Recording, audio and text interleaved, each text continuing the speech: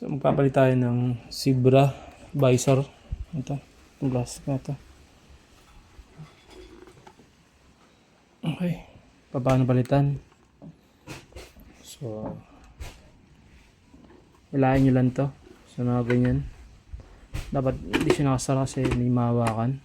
So sabad nyo lang. Ito, hilahin.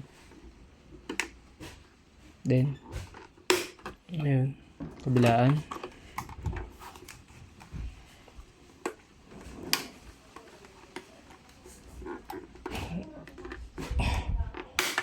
So ganun na siya tanggalin.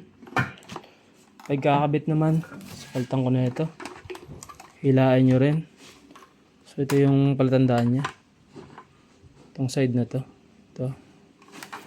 Dapat nandito sa lock niya. Yun.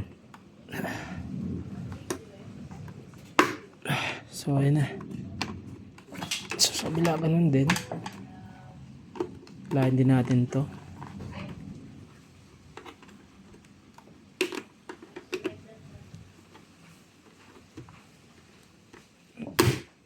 So, yun lang.